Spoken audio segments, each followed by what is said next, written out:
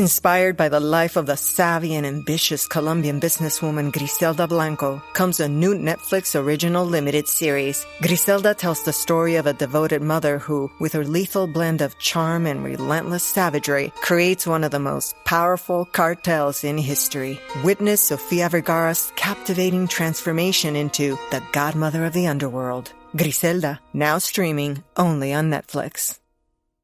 All of us is going to be challenged with something in life. We don't get to decide the challenge. Mine was 27 years of false imprisonment. When I see a 10-year-old kid dying of cancer that's not going to live to see 11th birthday, hey, man, I got to call my blessings.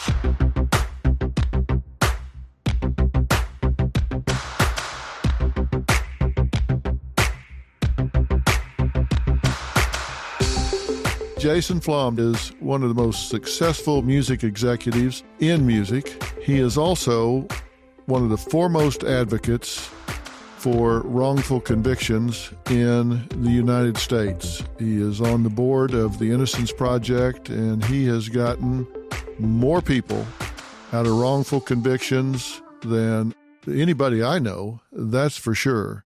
And he's very humble about it, and will say he just played a role here and there. But he is a passionate advocate. Tell me how you got interested in this. It was a serendipitous situation, which was that I opened up a newspaper that I didn't normally read. I think it was a Daily News, but I was on my way to play tennis, something you can certainly relate to. And I wanted something to read. And the Times was sold out, and I grabbed the News, and there was a story in there, the News or the Post, about a kid named Stephen Lennon who was serving 15 years to life for a nonviolent first offense cocaine possession charge in a maximum security prison in New York State. You know, I thought I was reading the wrong story. I was like, I don't even understand how this could be. I didn't know anything about mandatory sentencing cases back then. And, you know, I had struggled with substance abuse as a teenager and into my 20s. So, you know, I sort of thought, wow, you know, there but for the grace of, you know, who knows what go I, right? And it really hit me. And I decided I had to try to do something about it if I could. And I was too naive to know that this was a virtually impossible thing to do. But I called the only criminal defense attorney I knew. It was a guy named Bob Kalina.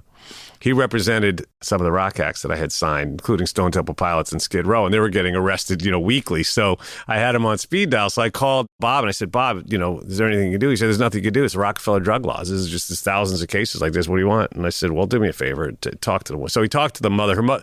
Stephen's mother. It was the kid's name was Stephen Lennon. His mother's name was in the article. She had been advocating for clemency for him from Governor Mario Cuomo, and had recently been turned down. And it made the newspaper because she had gotten some very high-level support from some very prominent people, including Geraldine Ferraro.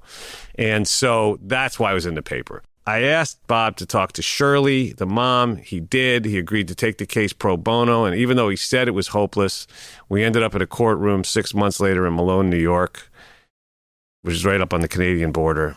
And they brought this kid, Stephen, in shackles like he was Charles Manson or something. Nonviolent first offense, remember.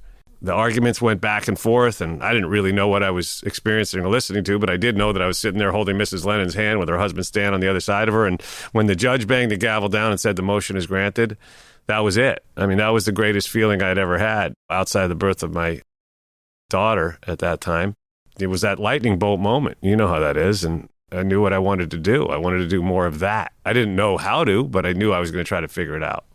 How long did it take before they let him out? About a month. He had served 9 years to the day when he was released, but he had 6 more years before he was parole eligible because of mandatory sentencing laws. So, you know, and it was interesting, Doc, because he came to see me after he got out. He came to New York City from upstate, and we had lunch, and he said to me, listen, you know, I was a knucklehead. You know, he says, I'll admit it. I was doing stupid stuff, and I might have gotten killed doing what I was doing, you know, because I thought I was a, you know, some kind of character or whatever. So he said, but you know what? After a year in prison, there was nothing you could get me to do. I wouldn't cross the street against the light. He goes, I'm not trying to go back there under any circumstances. I don't need 15 years to figure it out. Yep. So the whole disproportionality of it, the whole draconian nature of these sentencing laws hit me like a ton of bricks. I did some reading. I read an article in Rolling Stone magazine which featured the work of this organization called Families Against Mandatory Minimums, FAMM.org. And I got in touch with them and joined their board. And then soon after that, learned about the work of the Innocence Project through something I saw on TV, and went down to their offices sort of unannounced, just walked in, and it was two guys in a room, the two founders, Barry Scheck and Peter Neufeld, were sitting there in a room with a briefcase, a phone, and a dream. And I said, I'm your guy. I'll do whatever you need, and I'll do more than that. And I'm in. That was a long time ago. That was in the early to mid 90s. You talk about this as draconian. We've talked about this before, but I want to talk about it a little bit more, because when you enter the court system as a guy like you're describing, he was how old at the time? 31 or 32, and he had been in for 8+ years already. So I guess he was in his early 20s when he was arrested. So this guy's in his early 20s. And I think this is really prominent for people that don't have education or income. My point is, you go into the court system and the whole thing is stacked up to, number one, intimidate you, and number two, violate the rights that you're actually told that you're going to get. Think about it. If you're a kid, particularly a nonviolent first offender, you walk in there and what do you see? Well, the judge is elevated. He's up on a bench. He's got flags on both sides of him. He's got a big seal behind him. Everything looks super official. Robe. He's got a robe. Yeah, he's in the robe, and he's sitting up looking down. He's got armed guards on either side of him. They call them bailiffs, but they're armed guards, and you can find out exactly how armed they are if you do something that they don't like. Then the prosecutor comes in, and he's in that court every day. So he knows that judge. They're on a first-name basis, and the court reporter is on a first-name basis with everybody. Then you come in. And the judge probably used to be a prosecutor, because we know that about 80% of judges in America are former prosecutors. Of course. And they're all wearing suits, and they can stand, but you remain seated. And then they bring you up if you testify, which most of the time they tell you not to do because they think you're going to be an idiot. And in a lot of cases, they probably might be better off to not testify. But you're sitting down, and they start talking about your life. The lawyers are all in power suits. They're standing up, walking around, and you're sitting there like, what the hell? So the most important time of your life is in a very foreign setting. And I always say, if you're going to have a battle and you're going to have any chance of winning, you need to pick your battles. You need to pick your battlefield. You need to pick the time. You need to pick the circumstance. You get to do none of that in this situation. And then if you stub your toe and you get a guilty verdict, or you get bad advice from a public defender and take a plea deal, then you hit these mandatory sentences. I don't know how many there are now, but we've got people in, first offenders, nonviolent, on drug charges in states where it's now legal. Right. We've got people serving life in states where it's now legal. Where it's no longer a crime. Right. I mean, and that sounds like some wait, what are you talking about? Like, what planet are we on? That makes no damn sense. And by the way, one other thing I wanted to add to what you were saying before, Doc, about the courtroom situation is that a week ago today, I was in San Quentin visiting a guy who I'm hoping will be freed very shortly, who was explaining to me that when he was at trial, it's a L.A. case, he was held in the L.A. County Jail, which is a unbelievably dangerous and scary environment. He said he saw a guy get his throat slit in church while he was being held. He said, he saw a lot of terrible things, but that was the lowest. But he was saying that, and I think this is for the most part the same around the country, but on days when you're going to court, they wake you up at 3 o'clock in the morning to start the process of getting you transferred and getting you whatever the hell it is. Then you go to a holding cell in the courthouse, right? And by the time you get to court, you have slept, because they don't bring you back until almost midnight, right? Because by the time they deal with all the paperwork and all the other stuff. So as he was saying, you're getting 3 hours of sleep a night if you're really lucky. And then you're going through, you may not be getting fed because with all you're missing meals as you're getting back to prison. It's not like they're giving you a meal on the bus. So you're in actually the most weakened state. It's literally the opposite of the scenario that you described, right? It'd be a miracle if you could have a rational thought. And here you are literally with your life on the line. And you have got to be ready to help your defender mount a defense in any way you can, because ultimately it's your life, it's not theirs. And there's a lot of very good defenders out there, but there's a lot of them that are overworked and underpaid and overmatched and underqualified. Some of them are drunk, and here you are in an impossible situation with your life on the line. Yeah, and the public defenders, as you say, a lot of these men and women are passionate and competent and want to do a good job. And some of them aren't. The thing that bothers me is no matter how good they do, no matter how hard they work, they get rid of a case, they've got an endless line standing there. So working hard on a case, it doesn't improve their quality of life or their day, because it's like spitting in the ocean. They're never going to get to the end of the line. So if they work hard, don't work hard, it's the same effect on the public defenders. No, that's right. Many of them are juggling over the course of a year. It could be as many as 400 cases. And so since we know courts aren't open on the weekends, you could be talking about more than one case on average per day. And that's if you don't have any time off. So it could be 2 or 3 cases a day. And some of them mean really well. There's that wonderful movie called Gideon's Army that profiles some of these heroic public defenders. But they're seriously underpaid. And they are, as you said, paid by the hour.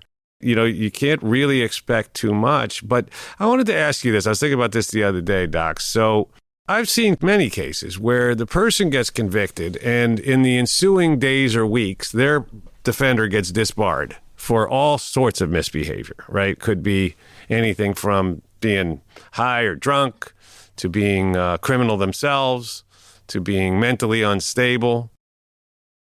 I know how I feel, but I wanted to ask you whether you feel like if there's a certain window of time after which you're convicted that your defender gets disbarred for any one of these types of misbehavior, should you be entitled to a retrial almost automatically? Well, it seems to me that you clearly have a constitutional right to adequate representation. And if you don't have adequate representation, then you've not had due process. I mean, you're entitled to a timely and fair trial. And if you don't have a timely and fair trial, then it seems to me that you've not gotten what you're constitutionally guaranteed. We've got a saying in Texas, for every rat you see, there's 50 you don't. And if you see a prosecutor, it's just like when you see a medical examiner that has faked autopsies or just made them up. You find that on one case. Well, let me assure you, do you think that's not true on 50 other cases? So that's called into question. If a medical examiner has been found to be incompetent or dishonest, they throw out every case that he's ever dealt with. Why would you not do it with lawyers? Right. We've had that with drug lab scandals as well, like exactly. in Boston, where that woman was found to have been stealing drugs, lying about the quantity of drugs, lying about the types of drugs, et cetera, et cetera. And they had to reopen or throw out, I think, 20,000 cases because of her years and years of malfeasance. It's probably too kind of a word. And while we're at it, let's not forget the fact that we have these mobile drug testing protocols in this country, which we know are so wildly inaccurate, and yet people are going to jail every day because they're getting, they're mistaking in these field drug tests when they pull somebody over, they've mistaken donut crumbs, baking soda, baby powder, baby formula. They mistook bird poop for, I think, methamphetamine in one of these tests. And yet they're still in practice and people are still being arrested based on that stuff. So, we don't have a system that we would like to think that we do. I think most people go to bed at night thinking that the system is fair until something happens to somebody that they love. And then all of a sudden it's like, whoa, what the hell is going on here? So that's why I'm so thrilled that, to be here with you, actually spreading the word and helping to hopefully move the needle to affect change so that we can eventually have this pendulum swing back to a place where we have a system that's fair for everyone. Well, what do you think needs to happen? I'm Katie Maloney, I'm 37, a divorcee, and I'm out here falling in love every day with myself. And I'm Dana Cathan, 33, former needy mess, and delusional Leo, but I've never been happier. Never been happier. You know that. Good. The foundation of this podcast is for people who want to live their life unapologetically. It's a safe space for anyone who's going through a transition in their life or just dealing with the regular bullshit. It's a religion. We're not saying that we're looking to start a coven, but that might be why we started but this we're not podcast. saying that. Join our cult. Community. The coven. Religion. Okay, let's just stick with community. Listen to the podcast. Listen to the podcast. There are over 90,000 people missing at any time, and over 500,000 are reported missing every year. And that's just in the United States. I'm Mike Morford. And I'm Jess Betancourt. And in our podcast, Missing Persons, we discuss cases of people who have gone missing under mysterious circumstances. And we're joined in each episode by guests who are either related to the missing person, investigating their disappearance, or advocating for answers in the case. Missing Persons is available everywhere you listen to podcasts, and there are dozens of episodes to binge on right now. Subscribe today so you don't miss an episode. If we've got these people on death row, Rodney Reed, example that we've worked on, where 4 medical experts say it's not possible he did it. And so he finally gets a new trial after 22 and a half years. What's wrong with the system that this person got convicted and has sat there 22 and a half years before somebody pays attention and says, okay, we need to look at this again? There's no way you can give him back 22 and a half years, even if he gets a new trial, even if he is found not guilty at that new trial. He still lost 22 and a half years of his life. What's wrong with the system that the burden of proof is really not being respected?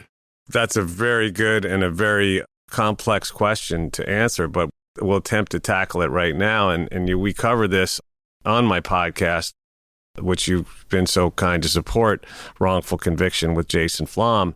And I hope people will tune in and learn more about these causes, because I did want to mention, before we even get into the actual systemic problems, that there are cases that you'll hear on my podcast where defense attorneys didn't call witnesses that were in the courtroom, right? They were just waiting to be called. That could have actually changed the outcome of the trial, but they just didn't do it. Who knows why? I can't imagine. There have been cases where attorneys didn't show up for court, or they slept through big parts of the trial. And yet these convictions stand for reasons that are beyond me. But I think the first problem comes, Doc, from mass incarceration itself. When you have a system that processes as many people as we do, it is impossible for it to work the way it's supposed to. And it wasn't always like this, right? We had a system where 35 years ago, we had 300,000 something people in prison and jail in America. Now we have 2.2 million. The system's not designed to be able to handle that kind of caseload. Why is that jump from 300,000 to 2.2 million? There's a number of reasons for that. It started with Nixon's war on drugs, right? And, we know now because, Haldeman, right? His aide that came out just the last year or two and said that President Nixon wasn't actually interested in drugs, but he wanted to declare a war on black people and hippies, and he couldn't call it that. So he came up with a different idea, I don't want to say clever, but a devious plan to call it something other than what it was. And at the time, no one cared about drugs in America. It wasn't even in the top 50 of concerns of the general public. Police departments also didn't care about it. And when they found out that police departments didn't want to go around and arrest people for low-level drug crimes, they created these incentive plans, right, where they would give federal money to the police departments in exchange for them meeting quotas of arresting people, mostly young people, and charging them with these low-level drug crimes. So, of course, that was the first thing that exploded the prison population. And then the politicians started passing these mandatory sentencing laws, and they got worse and worse. It was very difficult at that time for a Democrat, and still is, I guess, for anyone to stand up and say, I think we should lower the drug laws or lower these laws or lessen sentences. And then they'd be afraid to get called out and called soft on crime. And, of course, when Dukakis was running for president, it was leading by a lot. And the Bush team came up with this idea that they would sort of launch this ad that was so diabolical, right? They took one case of a guy who was on a furlough in a program when he was the governor of Massachusetts, and then had gone and committed an awful crime. when they said, that one case proves that this guy, wants to let everybody out of prison and wants to, and it was an early progenitor of what we have now, where we try to demonize people and we try to, politicians take individual cases and try to scare everyone into passing these stricter and harsher and more conservative, I guess you could say, laws that end up doing nothing but locking up generations of people, mostly people of color. It's a national shame, and I think the pendulum is finally swinging back in the other direction now, certainly on the state level, and hopefully we'll see more progress on the federal level, but it's way overdue, and the number of lives that have been destroyed and the number of families that have been destroyed. Everyone that goes to prison, Doc, is somebody's family member, right? Those people are moms, dads, uncles, aunts, sons and daughters. They may be grandparents. And the whole family goes through terrible hardship when they're, especially if it's someone who's the breadwinner, but if it's a mom or anyone, goes to prison. And then the cycle continues. Well, and one of the things people don't realize is when you try to fight back after you've gotten this kind of conviction, the appellate process starts with getting your judge to admit that he's done something wrong. Right. You're actually getting somebody to criticize themselves. Right. You go back in front of the same judge in most cases, exactly. Right? And that's another where thing. It starts. But we've got to stop it on the front end. I mean, these wrongful convictions and these mandatory sentencing cases that I've gotten involved with, and in some cases been able to make a difference in, are a drop in the bucket. I mean, it's very meaningful to any individual person, but it's a tiny drop in the bucket. And, I wish I could help everyone. And I'm going to do everything in my power to affect positive change on a macro level so we can impact many, many more people. But we have to fix the system. We have this thing now called the guilty plea problem, right? There's a hashtag guilty plea problem now.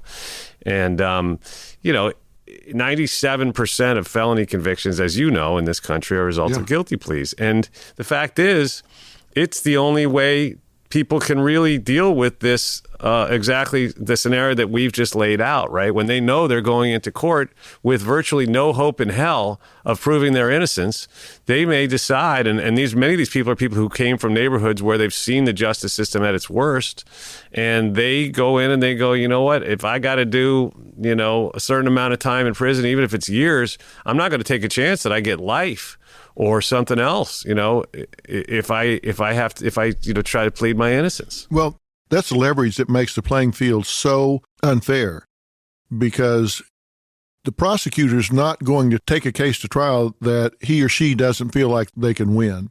That doesn't mean the person is guilty, but they've stacked up all the evidence that they have.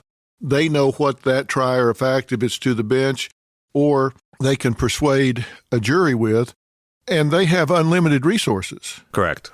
The prosecutor, if they need to put 500 man-hours, they can put 500 man-hours. The public defender can maybe put 3. If you're lucky. And so I've said before, the biggest problem with the justice system that I see is you're entitled to the best defense money can buy.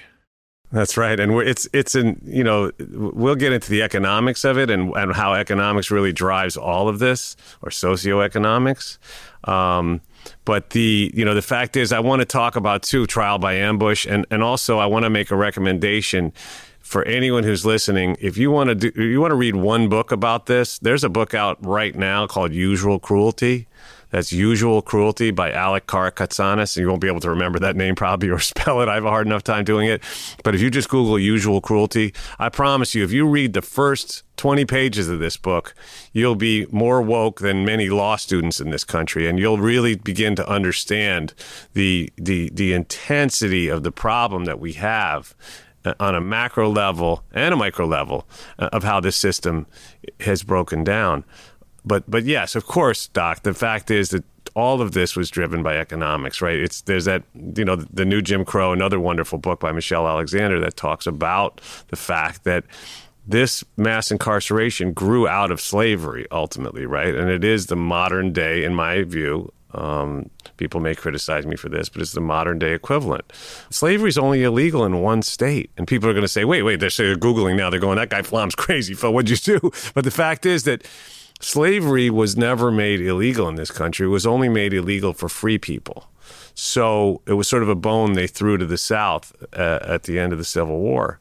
So as a result, what happened was, in the aftermath, authorities went around arresting black people, people of color, for loitering, for not having an ID on them, for not having a job, for mowing their lawn the wrong way, for anything. We've got thousands of laws in this country. Nobody knows, no one could possibly know all of them. And then they put them in prison where there was convict leasing and all this other stuff, and it became this new form of slavery. And now today, we have prisons in America. Listen, everyone knows you make license plates there, but they make Victoria's Secret underwear and Starbucks coffee cups and so many things you wouldn't think are made in prison. And you know what? The labor can be as cheap as 4 cents an hour, or, out here you have $1 a day or $1 an hour they pay the firefighters that are coming out of the prison and doing this heroic work. And then they aren't even allowed to become firemen when they get out. It's insane. They train them to fight fires, and they come out and risk their lives for this pittance, and then they can't become firemen. So the one state, do you know what the one state is where slavery was outlawed last year in a referendum? Colorado. Really? They're the first one. Yeah, it was a referendum, ballot referendum, and they outlawed slavery. So they can't do that in Colorado anymore, but everywhere else they still can, and in most places they do. So there's an economic incentive. It's an $80 billion industry, the prison industrial complex. So there's a tremendous economic incentive to keep it the way it is. And that's got to change, too. There's a wonderful organization called Worth Rises, run by my friend Bianca Tylek, who is taking on this problem and suing prisons and trying to take the profit out of it. Because until we do, I don't think we're going to see real change. I'm Dr. Megan Sachs. And I'm Dr. Amy Sloshberg. And we're the host of the podcast Campus Killings. Our show covers some of the most sinister crimes to take place on or around school campuses, or the cases we discuss have a school-connected theme. And with the new school year comes an all-new second season of Campus Killings, which will debut on September 16th, 2023. But if you want to listen to Campus Killings now, you can binge all the episodes from Season 1. Available everywhere you listen to podcasts. Hi, this is Rachel Yucatel, and I'm here to invite you to listen to my podcast, Misunderstood with Rachel Yucatel. This podcast delves into the lives of those who have been reduced to a single headline. Each episode will take a closer look at the stories of those who are on a mission to change their narrative. Join me as we uncover the truth behind the misconceptions, shed light on the stories of those who have perhaps been wrongfully portrayed, explore the complexities of the human experience, and celebrate the power of second chances. Who doesn't love a good comeback story? Valentino Dixon grew up in downtown Buffalo. Now, as a child, Valentino was a gifted artist who loved to draw. But then one night, August 10th, 1991, his world, well, it was turned upside down as he was wrongly accused of shooting and killing Toriano Jackson at Louis' Texas Red Hot's restaurant in Buffalo, New York. Now, as a product of all of that, he wound up sentenced to 38 and a half years to life in prison.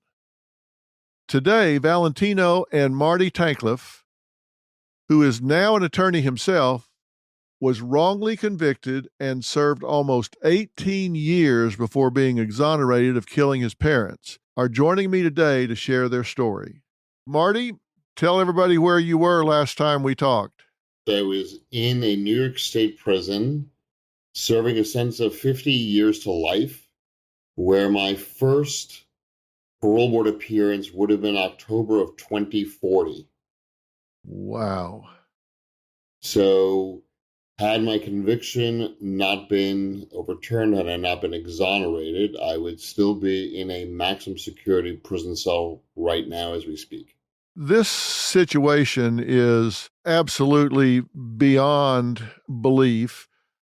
You woke up on the first day of your senior year in high school and sadly discovered that your mother and father had been brutally stabbed and bludgeoned.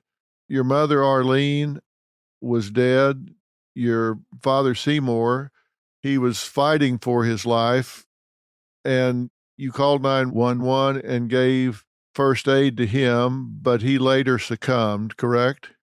And that is all correct, yes. Tell us what happened from that point forward? You wake up that morning, you find them. After calling 911, law enforcement showed up at my house pretty quickly. I had some family members who showed up, but I was isolated. I was separated. And instead of me going to the hospital where I wanted to go, where my family demanded I go, I was taken to police headquarters. And instead of being with my family, my father, I was interrogated for countless hours. The interrogation wasn't audio recorded. There was no video. There was no stenographic transcript of it. And after countless hours, the detective said, I confess to the brutal murder of my mother and the attempted murder of my father at that moment. And I was arrested. And that was the last day I saw freedom for several weeks until I was given bail. Now, you were taken to the police station and you were interrogated for countless hours. How many hours are we talking about here? We really don't know. I mean, because all I remember, it was brought in when it was light out. And when I finally left, it was dark out. And since law enforcement chose to be deceptive, dishonest, a lot of the record keeping wasn't accurate. But we would say that the interrogation was probably anywhere from 6 to 10 hours if we had to give an estimate.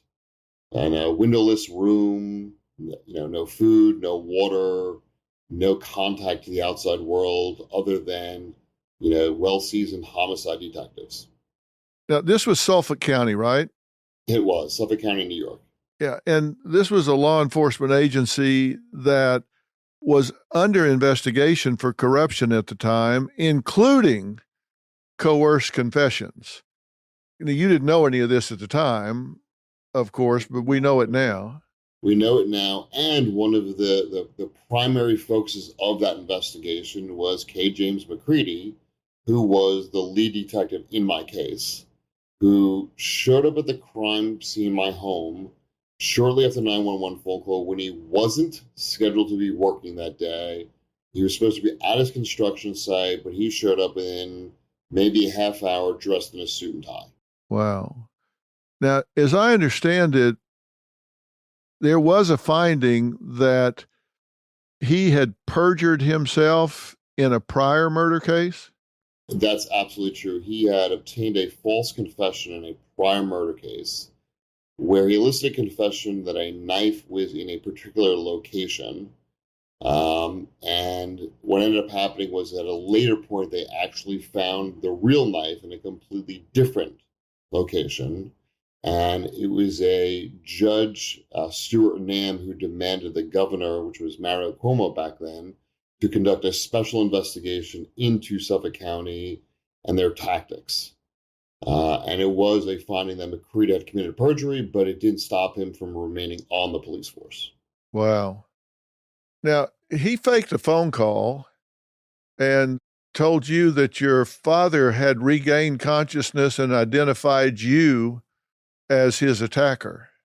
That is absolutely correct. And that was just one of the many lies that he told.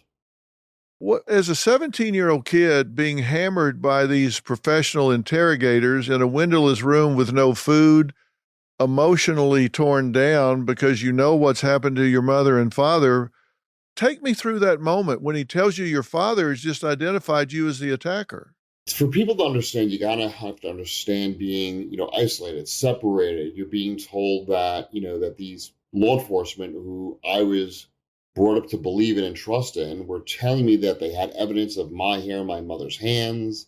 And then all of a sudden, McCready does this fake phone call where he comes in, he goes, listen, Marty, he goes, we know you did this murder. They just pumped your father full of adrenaline and he identified you. And at that very moment, you kind of the world just comes crushing down on you. There's this disbelief.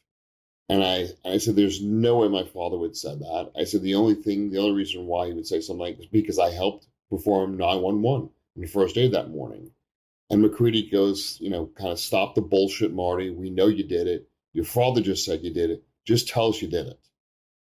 And that's kind of how they get false confessions. They have you starting to believe their lies. And you kind of almost fight with your own brain because you know what the truth is. And for me, being this innocent kid, growing up trusting law enforcement, here I have law enforcement telling me that what I know to be true isn't true. I've talked to prosecutors, federal and state prosecutors, that even in the face of DNA evidence, even in the face of confessions from actual killers, are still skeptical of false confessions. They'll say, look, people just don't confess to crimes they don't commit. I mean, there are intelligent people that in the face of overwhelming empirical scientific evidence are still skeptical that somebody would confess to a crime that they did not commit. Do you find people that still look at you askance? Without a doubt. And what I have to do is I explain to people that I can prove to you in about a minute that you'd falsely confess to something you wouldn't do. And they kind of look at me like, how can you do that? I said, okay. And I usually do this in a very large crowd. I said, everybody who has a sibling, please stand up. I said, everybody who, when they were home alone with their sibling and your parents went out, a lamp broke, a plate broke, something broke, remain standing. Then remember when your parents came home and said, we're not going out for ice cream till somebody tells us that they broke the lamp, they broke the plate? How many in this room said they broke the lamp, they broke the plate because they wanted ice cream? Generally speaking, about 50% of the people remain standing. I go, you just confessed to something you didn't do. And all of a sudden you kind of get these wide eyes kind of going, oh God. And I go, that was for ice cream. Imagine something that's a million times worse, with a threat of execution, the threat of death, the threat of imprisonment, the threat of more psychological torture, more physical abuse. You'll say anything for it to end. But then people kind of say, I kind of get it now. I go, think about it. You said you broke a lamp or a plate for ice cream. And that's when you start to get people to say, maybe I would. You know, and it's one of those moments where you have to simplify it so much for people to get it. And even then, sometimes they kind of say, well, that would never happen to me. Yeah, that's because they haven't been there, particularly on the heels of the trauma. And then 17 years of your life are gone. Valentino, for you, it was 27 years, right? Yeah, 27 years, false imprisonment. Well, how old was your daughter when you went in? 4 months old. When you get out, she's a grown woman, right? Yes. She's when I get out, she's 28. What do you say to yourself about it right now as you sit there? Well, I'm a blessed man. Right now, I'm sitting in my car. My daughter's running a restaurant 5 feet away with my grandkids. And, and hold on, and she became a school teacher. So, mine turned out a little different than other people's, but I went in at 21, Dr. Phil, and I walked out at 48 years old, and I'm a strong believer in God. So God had a purpose for me. You won't believe this. And I put this in my book. In prison, they used to call me the Black Dr. Phil. Okay, because I had read over 600 books and everybody came to me for advice. Yeah. You're wearing your hair the right way. I can say that. Thank you. But I mean, mine would have ended very tragic if I didn't meet someone like Marty, and if I didn't have my art to lean on. I had my art to lean on, and it was the art that got me national attention. Because after all my appeals was denied, 8 witnesses cleared me the crime and a confession from the person responsible, and that wasn't enough. A lot of times authorities, when they make an arrest, they cannot phantom making a mistake, and this is the problem. We're all human here. Everybody makes a mistake sometimes. And when you get the bad apples refuse to admit that they made a mistake, no matter what amount of evidence come before them. Well, so people understand, August 10th, 91, a late night fight broke out at a gathering outside of Louis' Texas Red Hot restaurant at the intersection of East Delavan and Bailey Avenue in Buffalo, New York. Now, this Toriano Jackson was shot and killed. they got an anonymous tip, and the police arrested you for the murder and for shooting at 3 other people. But it was just 2 days after your arrest that Lamar Scott confessed to the news media that he, in fact, shot and killed Jackson. What happened then? It's supposed to be a no-brainer, you know? What happened then is they took his statement and they kicked him out of the police station and told him to get his lies straight. Get his lies straight. Yeah, they didn't believe him. I mean, Dr. Phil, I could tell you, essentially what happens is that these law enforcement agencies get institutional blinders. And quite often when they've publicly announced that they've arrested someone, and all of a sudden the real perpetrator comes forward or evidence of someone else comes forward, that the person that they've arrested already, they just continue down the prosecution, right? I mean, if you remember the last time I was on your show, there was a detective who talked about false confessions and how he had never been involved in a wrongful conviction case. And we know where that has led. But we see this so often where law enforcement announces they've arrested somebody and it's kind of the snowball effect. They just try to build this case around that person. And to me, it's what happened in Valentino Dixon's case. I mean, if you've ever heard of a case where somebody 2 days later voluntarily goes to a reporter and says, I did it, I lost control of the gun, it wasn't Valentino Dixon. I know almost every prosecutor, every defense lawyer I've ever spoken to said, that's when you kind of go, time out, stop the ball, let's take a fresh look at this case. And in Valentino's, they didn't. Well, is this just confirmation bias? Do they just lock in on this and they don't want to see or hear anything else? I would say absolutely yes, because if you look at, a lot of the empirical evidence on wrongful convictions, we've seen so many innocent people go to prison, and later on, when the facts come out, we discover that the law enforcement had evidence that pointed to someone else, not the person that was convicted. And I think it's confirmation bias. I think it's institutional blinders. I think it's also a sense of, if we reveal the truth, what's going to happen to some of our other cases? We'll all of a sudden we open Pandora's box. And, we know with Louis Scarcella, who was on the Dr. Phil show with you, and we see what happened with him in all the cases that he was involved with. So I think that's a perfect example how there's this level of protecting their own mistakes. And when all of a sudden, it's hard to call it a mistake. It's more of an intentional act that we discover the intentional wrongdoing, the intentional act. It's deeper than just one case. Well, here's what Scarcella said, and this was in 2007, but here's what he said. I'm Louis Scarcella, and I spent about 29 years in the New York City Police Department. I've investigated 241 murders, and my main objective is to get a confession that would assist the investigation into a conviction. Are there rules when it comes to homicide? No, there are none. I will do whatever I have to do within the law to get a confession or to get someone to cooperate with me. I lie to them. I will use deception. The bad guys don't play by the rules when they kill mom and pop, shoot them in the head, ruin the lives of their family. I don't play by the rules. There are a lot of tactics you can use. I like the emotional tools. I sat down one day and I prayed with an individual. Sometimes I would use a lie. I had a case and I said, I have your prints. You were there and that's it. He says, no way I wasn't there. It was like 4 a.m. I had to take him to the bathroom and he says to me, Louis, you were right. I was there. But he kicked me and I shot him by accident. Don't you feel better now? He's been doing 37 and a half years to life.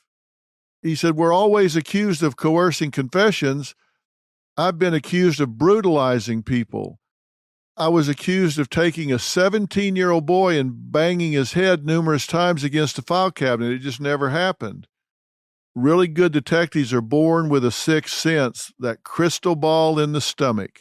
and I have the ability to get inside a person's soul. What do you think about that, Marty? Knowing that he's been involved in, I think that we know about over a dozen wrongful conviction cases, I would question every single thing he said.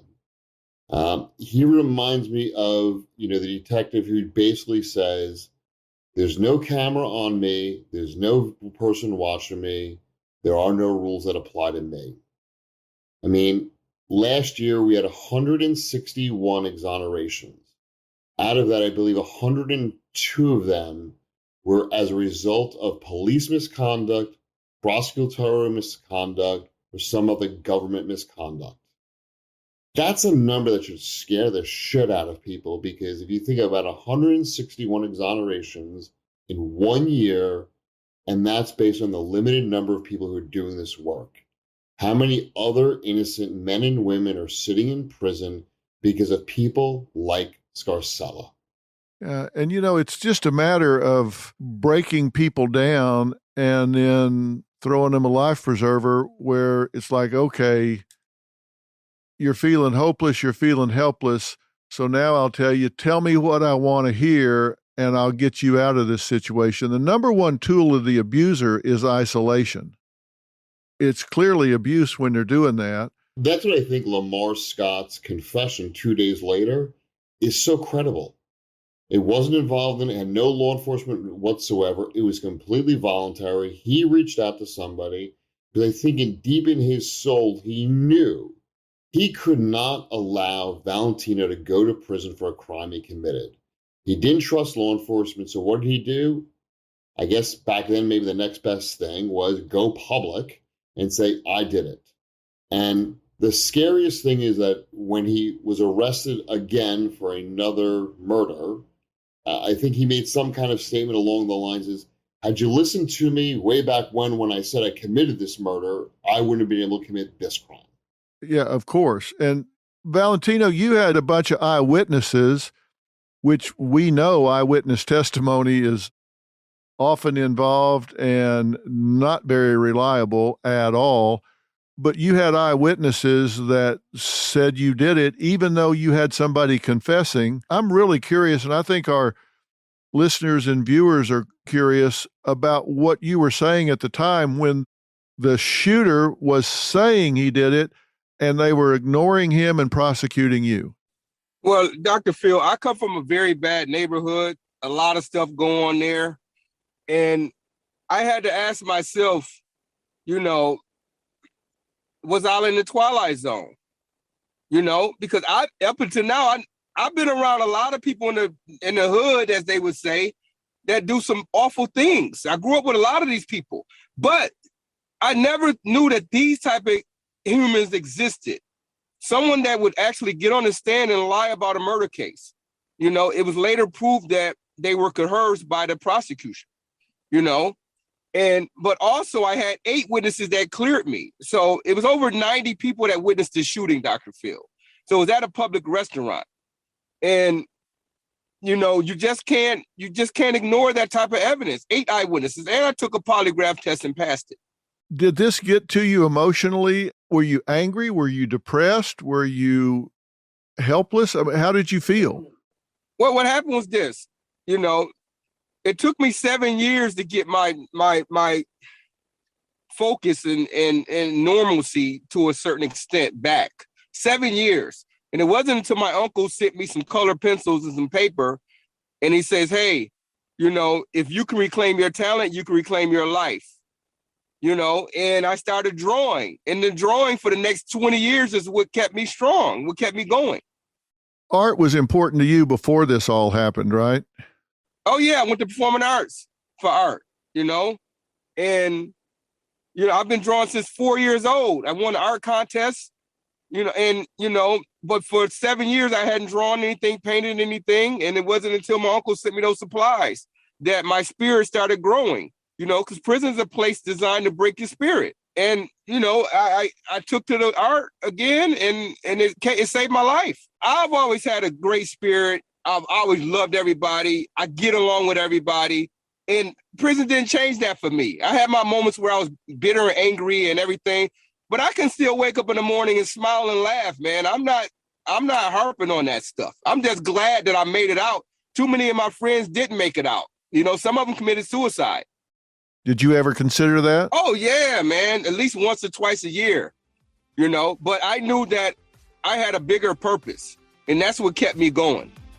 And what was your bigger purpose? My bigger purpose was to make my family proud, to leave a legacy, you know, and to change the world in some small way. And I mean, I talk to kids now about making the right choices in the inner city. All of these kids going to prison where I come from, you know, and so for me, that's more fulfilling than anything in the world. And I was also there to help guys get their GED, because I was one of the educated ones, you know, to help guys get their GED, you know, to counsel them about making the right choices upon being released. So, hey, for me, it was, you know, I'm blessed, man. That's all I can say.